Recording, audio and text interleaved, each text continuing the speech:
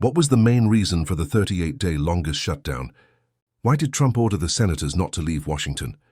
Or why did Trump tell the senators not to leave Washington? Was Schumer truly trapped by Trump's move? What was the real cause behind the historic 38-day government shutdown? And was it a deliberate strategy by Democrats? Or a profound failure of negotiation? This unprecedented gridlock, the longest in U.S. history, quickly escalated from a budget dispute into a high-stakes political chess match. When Senate Democrats, led by Chuck Schumer, were preparing to leave Washington for the weekend, President Trump delivered a decisive strategic message. The Senate should not leave until a deal is struck to end the shutdown. This simple instruction essentially froze Washington and forced the opposing side to stay at the negotiation table, transforming a legislative break into a political trap. Was Schumer truly blindsided and cornered by this move, or did this extended shutdown align with a deeper Democratic calculation? Analysis suggests this conflict was about far more than border funding. It was a testing ground for power. The critical question now is, did this showdown intentionally set the stage for the most explosive legislative fight in American history, the future of the filibuster itself? Understanding the motives behind this specific Trump order is the key to unlocking the future of the U.S. Senate and its ability to govern. The core issue fueling this political showdown is not just a budget dispute. It is the filibuster itself. Is the 60-vote rule truly a fundamental safeguard of American democracy, ensuring minority voices are heard, or has it become the ultimate excuse for total legislative gridlock? This rule effectively demands bipartisan consensus for nearly every major piece of legislation, a consensus that has become impossible in today's hyper-partisan climate. The question many Republicans struggle with is highly complex. Why should they hesitate to abolish the filibuster when its existence allows Democrats to block their entire legislative agenda? Keeping the rule grants the opposition disproportionate power, forcing the majority to either pass watered-down legislation, often riddled with unnecessary pork to appease the minority, or to pass nothing at all.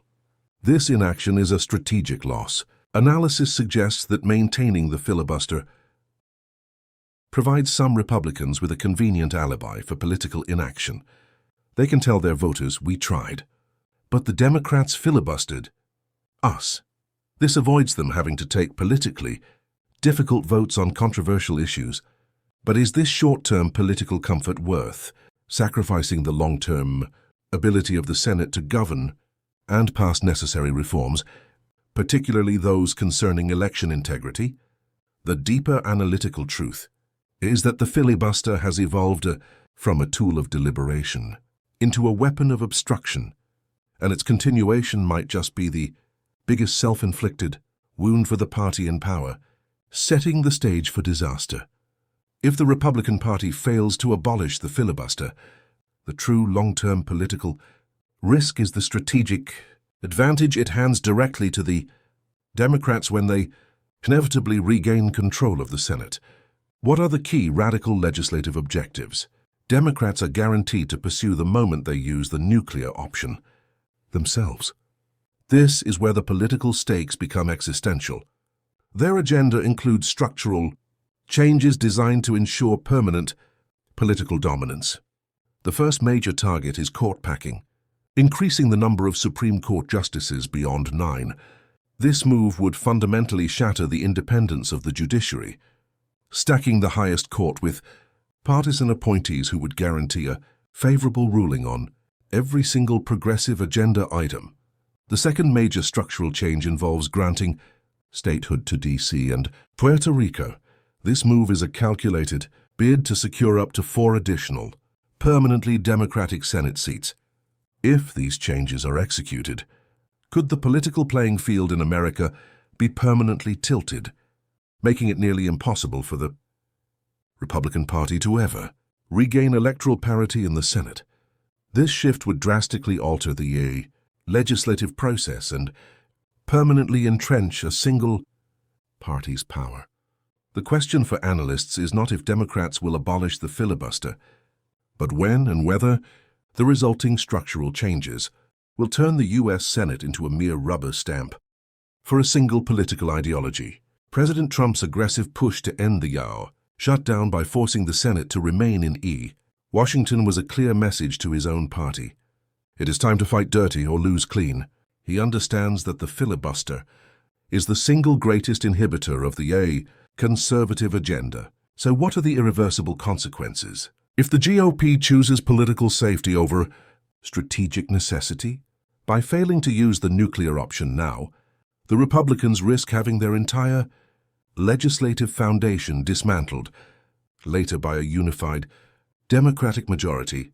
This is the GOP's hard choice, should they take the historically contentious but essential step of abolishing the filibuster to secure electoral reform and judicial appointments, or remain paralyzed by the fear of losing internal party unity.